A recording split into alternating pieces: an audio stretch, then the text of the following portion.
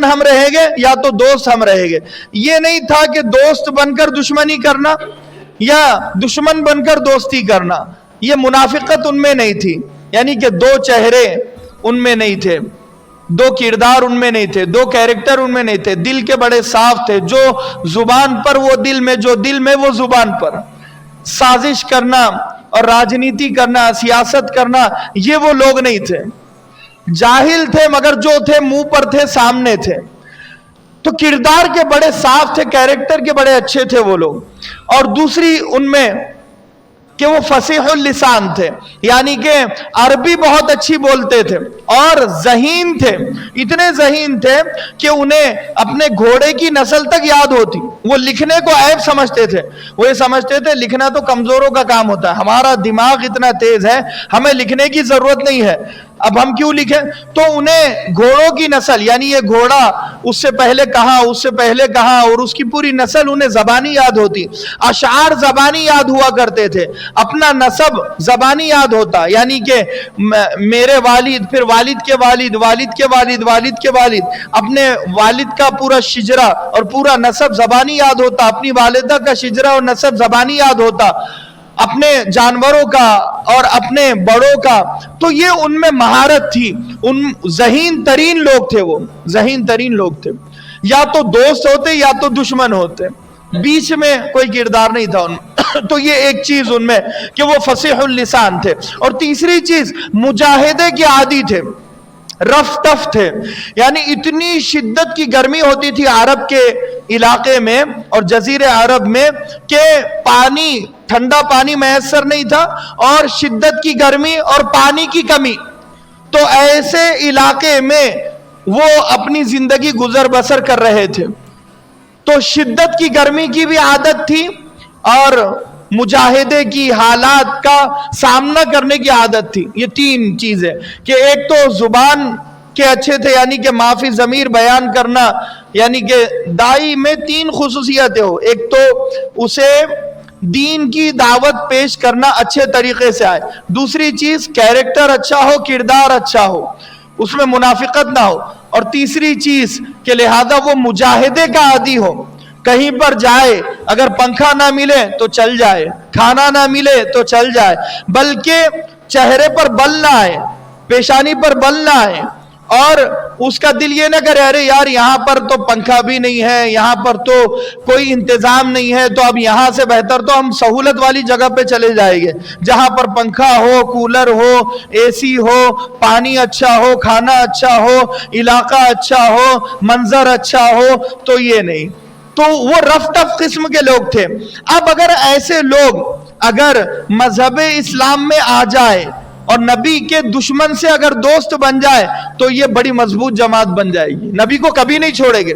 ایک مرتبہ کسی کو دوست بنا لیتے تو وفاداری اس سے کرتے، وفا اس سے کرتے، کبھی اس کا ساتھ چھوڑتے نہیں، اکیلے اسے چھوڑتے نہیں، اکیلے اسے چھوڑتے نہیں. یعنی اکیلے چھوڑ کر بھاگ جاتے ہیں نا بعض لوگ، اچھے اچھے دوست موقع موقع پر بدل جاتے ہیں، چھوڑ کر چلے جاتے ہیں، رشتہ دار چھوڑ کر چلے جاتے ہیں. شوہر حالات میں ہو تو بیوی چھوڑ کر چلی جاتی ہے، بیوی حالات میں ہو تو شوہر چھوڑ کر چلے جاتا ہے، باپ حالات میں ہو تو بیٹا چھوڑ کر چلے جاتا ہے، بیٹا حالات میں ہو تو باپ چھوڑ کر چلے جاتا ہے، پڑوسی حالات میں ہو تو پڑوسی کا ساتھ نہیں دیتا ہے نا، اس کے بچاؤ کے لیے کوئی آتا نہیں ہے. مگر یہ ایسے لوگ تھے اگر دوست بول دیا تو پورا ساتھ دیتے، پوری دوستی نبھاتے، موت تک، آخری سانس تک اسے چھوڑتے نہیں تھے. اتنے پکے تھے دوستی میں بھی دشمنی میں بھی. ایک صحابی اللہ کے نبی سے کہنے لگے اللہ کے نبی جب ہم مسلمان نہیں بنے تھے تو ہمیں سب سے زیادہ نفرت آپ سے تھی اور آپ کے قبیلے سے تھی، اور اب جب ہم اسلام میں داخل ہو گئے تو ہمیں سب سے زیادہ محبت آپ سے ہے. خدا کی قسم اپنی بیوی سے زیادہ، اپنے بچوں سے زیادہ، اپنی جان سے زیادہ ہم آپ سے محبت کرتے ہیں. یہی تو ایمان ہے. कुल इन काना आबाउकुम व अबनाउकुम व अशीरतुकुम व अम्वालुन इख्तरफ्तुमूहा, ऐ मोहम्मद सल्लल्लाहु अलैहि वसल्लम कह दीजिए कि तुम्हारे बाप से ज्यादा, तुम्हारे बेटों से ज्यादा, तुम्हारे माल से ज्यादा जो तुमने कमाया बड़ी मेहनत से, और तुम्हारे खानदान से ज्यादा अगर तुम्हें नबी से मोहब्बत है तो ही तुम ईमान वाले हो। यानी बाप से ज्यादा नबी से मोहब्बत करना है, बेटे से ज्यादा नबी से मोहब्बत करना है, माल से ज्यादा, जायदाद से ज्यादा नबी से मोहब्बत करना है, खानदान से ज्यादा नबी से मोहब्बत करना है, दोस्तों से ज्यादा नबी से मोहब्बत करना है, हर चीज से ज्यादा नबी से मोहब्बत करना है तो ईमान मुकम्मल होगा, वरना नहीं होगा। यह है इश्क का तकाजा, नबी से मोहब्बत का तकाजा। हर चीज से ज्यादा नबी से मोहब्बत हो, हर चीज से ज्यादा। इसीलिए लिहाजा 3 खूबियां उनमें थी। और एक बात बयान कर दूं, अल्लाह के नबी जिस हिस्से पर भेजे गए, जुग्राफियाई एतबार से वो पूरी कायनात का दिल कहलाता है। जुग्राफियाई दिल जजीरे अरब को कहा जाता है। क्यों? क्योंकि हमारा जो दिल है वो एक तरफ से जिस्म से लगा हुआ है और 3 तरफ से कटा हुआ है, जिसमें दिल ऐसे लटका हुआ होता है। बिल्कुल ऐसे ही जजीरे अरब जो है वो एक तरफ से जमीन से जुड़ा हुआ है और 3 तरफ से जमीन से कटा हुआ है और समंदर से लगा हुआ है। तो अल्लाह तबारक व तआला ने जजीरे अरब को पूरी दुनिया का जुग्राफियाई दिल बनाया है कि अगर ये सुधर गया, इज़ा सलुहत सलुहल जसद कुल्लु, फरमाया अल्लाह के नबी ने, सुन लो कि तुम्हारे जिस्म में एक गोश्त का लोथड़ा है, अगर वो सुधर गया तो तुम्हारा पूरा जिस्म, तुम्हारी पूरी जिंदगी सुधर गई। अल्लाह वही अलकल्ब, वो गोश्त का लोथड़ा दिल है। दिल अगर सुधर गया तो पूरे जिस्म के आज़ा सुधर जाएंगे। जिस्म के आज़ा सुधर गए तो इस जिस्म से गुनाह नहीं होगे, नेकियां होगे। जब नेकियां होगी तो फिर जिंदगी सुधर जाएगी, बन जाएगी। दिल का मेन मसला है। दिल खराब होते हैं, दिल में हसद, जलन, कीना, कपट, दुश्मनियां, अदावतें होती है, दिल में मैल कुचेल होता है, इसीलिए पूरा जिस्म दुश्मनी में लग जाता है। जब पूरा जिस्म दुश्मनी में लग गया तो पूरी जिंदगी बर्बाद हो जाती है। दुश्मनी सबको बर्बाद करके रख देती है, चाहे वो दुनिया की दुश्मनी हो, चाहे वो दीन की दुश्मनी हो, उसमें इंसान बर्बाद हो जाता है, खुद भी बर्बाद हो जाता है और अपने खानदान को भी उसमें झोंक देता है तो खानदान भी बर्बाद हो जाता है। क्योंकि दुश्मनियां भी नस्ल दर नस्ल चलती है। होता है ना, वो मौलाना अशरफ अली थानवी के वालिद मोहतरम कि अपने भाई से कुछ चीजों में झगड़ा हो गया, बातचीत बंद हो गई। तो मौलाना अशरफ अली थानवी बच्चे थे तो अपने चचा को आते हुए देखा तो सलाम नहीं किया। दूर से आपके वालिद ने देख लिया, कहा अशरफ अली तुमने सलाम क्यों नहीं किया अपने चचा को? कहा कि अब्बू वो आपसे लड़ते हैं, वो आपके दुश्मन हैं, आप दोनों अभी लड़ रहे हैं तो मैं भी दुश्मनी निभा रहा हूं आपकी मोहब्बत में। तो मौलाना अशरफ अली थानवी के वालिद ने एक थप्पड़ जोरदार लगाया और कहने लगे कि हम भाई भाई आपस में लड़ेंगे, मगर तुम्हारे वो चचा है, तुम्हें अपने चचा का अदब एहतराम करना लाजिम व जरूरी है। जरूरी है। क्या भाई भाई के लड़ने से चचा चचा नहीं रहा, ताया ताया नहीं रहा, चच्ची चच्ची नहीं रही, तई तई नहीं रही, खालू खालू नहीं रहे? ये बड़े लड़ेंगे मगर छोटों को कोई अधिकार नहीं है, कोई हक नहीं है कि छोटे भी दुश्मनी निभाए, कि बाप के दुश्मन को अपना दुश्मन समझे, बल्कि छोटों को चाहिए कि बड़ों को मिलाए, एक अच्छा पैगाम दे। इन मामलात में झूठ बोलना भी जायज है कि मिसाल के तौर पर अब भाई भाई लड़ पड़े तो बच्चे कह रहे हैं अब्बू चचा तो तुम्हारी बहुत तारीफ कर रहे थे कि मेरा भाई बड़ा अच्छा है और मेरा भाई दिल का अच्छा है, बोल देता है मगर दिल में नहीं रखता। हालांकि अब्बा ने बोला नहीं है, अब ये बच्चा दोनों भाइयों को मिलाने के लिए खुद से बोल रहा है, तो ऐसी बातों में झूठ बोलना भी तो जायज है। इसमें बोल सकते हैं दो भाइयों को मिलाने के लिए, दो बहनों को मिलाने के लिए और घर में मोहब्बत का माहौल बनाने के लिए। बच्चों का ये काम है और जब बच्चे लड़ पड़े तो माँ बाप का काम है कि बच्चों को मिलाए। लेकिन उल्टी नैया बह रही है, बच्चे लड़ते हैं तो बच्चों के लड़ने की वजह से बड़े भी लड़ते हैं कि तुमने मेरे बेटे को क्यों, तुम्हारे बेटे ने मेरे बेटे को मारा था इसलिए अब तुम्हारा बेटा मेरे बेटे का दुश्मन है तो इसलिए अब तुम भी मेरे दुश्मन हो। तुम्हारी बेटी ने मेरी बेटी को मारा तो तुम्हारी बेटी मेरी बेटी दोनों दुश्मन है तो तुम और मैं दोनों दुश्मन। अल्लाह बचाए। जब बच्चे लड़ पड़े तो बच्चों को मिलाए اور بچوں کو سمجھائے بیٹا لڑنا غلط ہے، چھوٹی چھوٹی باتوں پر لڑتے نہیں ہیں بلکہ ایک دوسرے کی غلطیوں کو معاف کرتے ہیں، ایڈجسٹ کرتے ہیں، لے کر چلتے ہیں۔ کیا ہوا اگر اس نے تمہیں ایسے کہا، تم اسے معاف کر دو۔ بیٹا کیا ہوا اگر تمہیں اس نے ایسے کہا، بیٹا معاف کر دو۔ یہ ماں تربیت کرے گی اپنے گھر پر، باپ تربیت کرے گا تو بچے ایک اچھا معاشرہ بنے گا۔ ورنہ الٹا معاملہ ہے کہ بچے نے کسی کو مار کر آیا تو باپ کہہ رہا ہے بیٹا اچھا کرا، شاباش، اب اس کے بعد ہے نا ابھی ہاتھ سے مارا ہے، اب اس کے بعد ہے نا اینٹ سے مارنا، پھر اس کے بعد پستول سے مارنا، پھر تلوار سے گردن ہی اڑا دینا۔ اور بچی لڑ کر آئی تو ماں بجائے بچی کو ڈانٹ ڈپٹ کرنے کے، تربیت کرنے کے، بیٹا بہت اچھا کیا، ساس کو مارا ہے تم نے، اب ایک مارا ہے، اب اس کے بعد 2 مار کر آنا، پھر اس کے بعد کھانے میں زہر ملا دینا، دنیا سے ہٹا ہی دینا، ٹینشن ہی ختم۔ تو یہ جو چیزیں ہیں کہ اگر بچی اپنی ساس سے لڑ کر آئی ہے تو ماں باپ کا کام ہے کہ بچی کو سمجھائے، بیٹا وہ تمہاری ساس نہیں ہے بلکہ تمہاری ماں ہے، ہمارا تمہارا معاملہ شادی ہونے تک تھا، ہم تمہارے ماں باپ تھے، اب تمہارے اصل ماں باپ تمہارے ساس سسر ہیں، تمہارا اصل گھر وہ ہے شوہر کا گھر۔ تم اپنے گھر پر ہزاروں غلطیاں دوسروں کی معاف کرتی ہو تو اپنی ساس کی بھی ہزاروں غلطیاں معاف کیوں نہیں کرتی؟ اپنی نند، اپنی دیورانی جٹھانی کی بھی ہزاروں کروڑوں غلطیاں معاف کیوں نہیں کرتی؟ اس لیے کہ وہ تمہاری دیورانی ہے۔ اگر تمہاری دیورانی کی جگہ تمہاری اپنی سگی بہن ہوتی تو کیا تم ایسا ہی کرتی؟ اگر جٹھانی کی جگہ تمہاری اپنی سگی بڑی بہن ہوتی کیا تم ایسا ہی کرتی؟ یہ تربیت ماں باپ کریں گے، یہ ہم کریں گے۔ اگر ہم ایسے بنیں گے تو انشاءاللہ 20-25 سال کے بعد ایک اچھا معاشرہ بنے گا۔ ورنہ پھر تلوار ہم بھی چلاتے ہیں، وہ بھی چلائیں گے، بدلہ ہم بھی لیتے ہیں، ہمارے بچے بھی لیں گے، منہ ہم بھی پھوڑتے ہیں، ہمارا بچہ بھی منہ پھوڑے گا، لات ہم بھی مارتے ہیں، ہمارا بچہ بھی آگے چل کے لات مارے گا۔ تو یہ معاشرہ بدلے گا نہیں، سماج سدھرے گا نہیں۔ سماج کو سدھارنا ہے، اٹھ اور زمانے کے مقدر کو بدل دے، اٹھ اور زمانے کے مقدر کو بدل دے، تو مرد مسلمان ہے تو پیغام عمل دے۔ عمل کا پیغام دینا ہوگا، پریکٹیکل کرنا ہوگا، اپنے بچوں کو دکھانا پڑے گا کہ ایک اچھا باپ ایسے بنا جاتا ہے، ایک اچھی ماں ایسے بنی جاتی ہے۔ وہ بچی ہزاروں کتابیں پڑھ لے، اسکول، کالج، یونیورسٹی، مدرسے میں ڈال دے، مگر اس بچی کے لیے سب سے بڑی دلیل اور سب سے بڑا ثبوت اور نمونہ اس کی اپنی ماں ہوتی ہے۔ جب تک ماں پردہ نہیں کرے گی وہ بچی پردہ نہیں کرے گی، جب تک ماں ایک اچھی ماں نہیں بنے گی وہ بچی بھی نہیں بنے گی، جب تک وہ اس کی ماں ایک اچھی بیوی نہیں بنے گی وہ بچی بھی ایک اچھی بیوی نہیں بنے گی، جب تک اس کی ماں اپنے شوہر کی عزت نہیں کرے گی یعنی اس کے باپ کی، وہ بھی اپنے شوہر کی عزت نہیں کرے گی۔ یہ تبدیلی اپنے گھر سے ہو۔ پہلے مجھے اپنے آپ کو سدھارنا ہے۔ وَإِن يَسْتَبْدِلْ قَوْمًا غَيْرَكُمْ ثُمَّ لَا يَكُونُوا أَمْثَالَكُمْ۔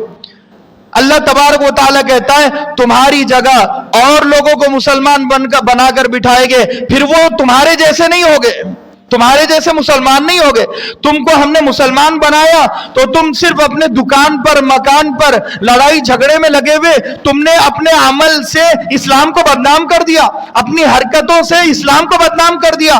نبی کی سیرت کو لوگوں کو بتانا تھا، نبی کے پیغام کو لوگوں کو سنانا تھا۔ یہ میرے نبی کی مبارک زندگی ہے، یہ میرے نبی نے ہندا کو معاف کیا ہے، وہ ہندا جس نے ان کے چچا حضرت حمزہ کا کلیجہ چیرا، سینہ چیرا، کلیجہ نکالا، کلیجے کو چبایا، اپنے دل کو چبایا اور پورے اعضاء کو ہندا نے کاٹا اور وہ اعضاء کا ہار بنایا، ہار بنا کر گھومنے لگی اور انتقام میں نے مکمل میرا لے لیا، میں نے میرے باپ کی موت کا بدلہ لے لیا حمزہ سے۔ یہ حمزہ کا ناک ہے، یہ حمزہ کا کان ہے، یہ حمزہ کی زبان ہے، یہ حمزہ کا کلیجہ میں چبا رہی ہوں۔ ایسی عورت کو نبی اکرم صلی اللہ علیہ وسلم کے دربار میں حاضر ہوتی ہے फातिह मक्का आप है, मक्का को फतह करने वाले आप है। कोई एटीट्यूड में मक्का में दाखिल नहीं हुए आप। अगर हमारी जगह कोई होता तो कहता कहां है वो हिंदा, लाओ उसे मेरे सामने, आज मैं उसकी गर्दन उड़ाऊंगा, मैं उसका कान काटूंगा, मैं उसकी जुबान काटूंगा, मैं उसका हाथ काटूंगा, मैं उसकी उंगली काटूंगा, मैं भी हार बनाकर घूमूंगा। मगर वो हिंदा को अल्लाह के नबी ने माफ कर दिया। हिंदा नबी अकरम सल्लल्लाहु अलैहि वसल्लम के दरबार में दाखिल होकर कहने लगी, ला अशहदु अल्ला इलाहा इल्लल्लाह व अशहदु अन्ना मुहम्मदन अब्दुहु व रसूलुहु। अल्लाह के नबी सल्लल्लाहु अलैहि वसल्लम ने कहा, मुबारक हो तुम मजहब इस्लाम में दाखिल हो चुकी हो। फिर वो कहने लगी, अल्लाह के नबी क्या आपने मुझे माफ कर दिया? तो अल्लाह के नबी सल्लल्लाहु अलैहि वसल्लम कहने लगे, अगर मजहब इस्लाम मेरा मजहब होता मैं तुम्हें कभी ना माफ करता। ये मजहब इस्लाम अल्लाह का मजहब है, मेरे दिल से तुम्हारी नफरत अभी गई नहीं है, मगर मैंने तुम्हें माफ कर दिया। और फिर दूसरी मजलिस में अपने दिल को भी अल्लाह के नबी ने साफ कर दिया। हिंदा को माफ कर दिया, वहशी को माफ कर दिया, जिसने नेजा फेंक कर हमला किया था, शहीद किया था, उसको भी माफ कर दिया। सारे दुश्मनों को माफ कर, जिन्होंने 13 साल तक सताया, 13 साल तक सताया, सिर्फ आपको नहीं बल्कि आपकी अज़वाज को भी सताया, और आपके खानदान की औरतों को सताया, और आपके दोस्तों को सताया, दोस्तों की बीवियों को सताया, यानी सहाबा को भी, सहाबियात को भी सताया। ऐसे लोगों को सिर्फ एक दिन से भी कम समय में माफ कर दिया अल्लाह के नबी सल्लल्लाहु अलैहि वसल्लम ने। क्या हम माफ करते हैं? क्या हमने अपनी सास को माफ किया? क्या हमने अपने बाप को, क्या हमने अपने दुश्मनों को माफ किया? एक एक साल तक हम दुश्मनों को माफ नहीं करते हैं, उनके चेहरे की तरफ देखते नहीं है, उनसे बात नहीं करते हैं, दुश्मनी निभाने को फखरिया तौर पर पेश करते हैं। हम क्या दुश्मनी निभाएंगे? हमसे बेहतर दुश्मनी तो अरब के वो लोग निभाते थे। मगर नबी अकरम सल्लल्लाहु अलैहि वसल्लम ने जब इस्लाम का पैगाम दिया, दावत दी, तो सबसे पहले हजरत अबू बकर सिद्दीक जिगरी दोस्त है और इस्लाम में दाखिल होते हैं। आपकी बीवी हजरत खदीजा है, इस्लाम में दाखिल होती है। बच्चों में हजरत अली रज़ियल्लाहु अन्हुम है, वो इस्लाम में दाखिल होते हैं। फिर दोबारा हजरत अली को समझाने की जरूरत नहीं पड़ी, फिर दोबारा हजरत अबू बकर सिद्दीक को नमाज के लिए आप उठा रहे हो, या हजरत अबू बकर सिद्दीक को समझा रहे हो कि अबू बकर बेटी के साथ ऐसे सुलूक किया जाता है। नहीं, एक मर्तबा नबी अकरम सल्लल्लाहु अलैहि वसल्लम ने दीन की दावत दी, जब इस्लाम में दाखिल हो गए तो हजरत अबू बकर सिद्दीक खुद अपनी मर्जी से नमाज पढ़ते थे, खुद अपनी मर्जी से दीन पर चलते थे। हजरत उमर बिन खत्ताब खुद अपनी मर्जी से दीन पर चलते थे। अल्लाह के नबी को बार बार हजरत उमर बिन खत्ताब ने दावत दी हो, ये नहीं है। लेकिन हमें क्यों बार बार दावत देने की जरूरत महसूस हो रही है? हम क्यों मस्जिद में अपनी मर्जी से क्यों नहीं आ सकते? अजान 5 मरतबा हमें मुअज्जिन बुलाता है, वो मुअज्जिन नहीं है, वो अल्लाह की आवाज है, वो अल्लाह की आवाज है। हदीस कुदसी में अल्लाह तबारक व तआला अल्लाह के नबी से कहता है, सुन लो मोहम्मद, जब हमें लोगों को दावत देना और बुलाना हम जरूरी समझते हैं तो हमने अजान को शुरू करवाया। ये अजान शुरू करवाई है, ये दरअसल मुअज्जिन की आवाज नहीं है। गोया ऐसा है कि अल्लाह खुद अपनी तरफ तुम्हें बुला रहा है 5 मरतबा दिन में रोजाना, मगर हम अल्लाह के बुलाने पर भी नहीं जाते। अल्लाहु अकबर, अल्लाहु अकबर। अल्लाह सबसे बड़ा है, हमारे कारोबार से बड़ा, बीवी बच्चों से बड़ा, हमारे दुनियावी परेशानियों से बड़ा। कितनी भी परेशानी क्यों ना आ जाए, अल्लाह से बढ़कर कोई नहीं है। तो मैं फजर में हाजिर हो जाऊं, ज़ोहर, असर, मगरिब, ईशा में हाजिर हो जाऊं। अल्लाह के नबी ने कभी भी कोई नमाज छोड़ी नहीं है, या 5 नमाजें छोड़कर सो गए हो, अल्लाह के नबी ने ऐसे कभी नहीं किया, सहाबा ने कभी ऐसे नहीं किया। और हम हफ्ते में 1 मरतबा जुमा के लिए आ गए, और कई कई मरतबा तो 5-5 नमाजें छूट रही है होलसेल के हिसाब से। रोजाना 5 नमाजें, फजर, ज़ोहर, असर, मगरिब, ईशा, 5 नमाजें छोड़ दी, जानबूझकर छोड़ देते हैं हम। तो भाई इससे ईमान सीने से निकल जाता है, फिर कंधे पर, फिर कंधे से निकलकर सर पर, फिर सर से निकलकर अल्लाह तबारक व तआला फरिश्तों से कहता है ये इस ईमान के काबिल नहीं है, ये इस ईमान के लायक नहीं है। फिर मुसलमानों की फहरिस्त से उसका नाम निकाल दिया जाता है। जब तक वो दोबारा तौबा नहीं करता और अपनी नमाज की क़ज़ा नहीं करता, उसका नाम दोबारा मुसलमानों की फहरिस्त में लिखा नहीं जाता। इतना खतरनाक जुर्म है नमाज का जानबूझकर छोड़ देना। इसीलिए दोस्तों बुजुर्गों, नमाज की पाबंदी और रबीउल अव्वल का पैगाम ही ये है कि हम नमाज पर जम जाए, दीन पर जम जाए, नबी की तालीमात पर, नबी की सुन्नतों को सीने से लगाए, एक एक तरीका जान जान कर हम जिंदा करें, एक एक सुन्नत जान जान कर हम नबी की जिंदा करें, अपनी बहन को पर्दा करना सिखाए और अपनी वालिदैन को, अपनी माँ को दीन समझाए, अपने बाप को दीन समझाए, पढ़कर सुनाए, उन्हें बताए कि सहाबियात की ऐसी जिंदगी थी, ऐसी नमाजें थी। अल्लाह तबारक व तआला से दुआ है कि अल्लाह कहने सुनने से ज्यादा हम तमाम का अमल की तौफीक नसीब फरमा। आखिर दावना अल्हम्दुलिल्लाहि रब्बिल आलमीन।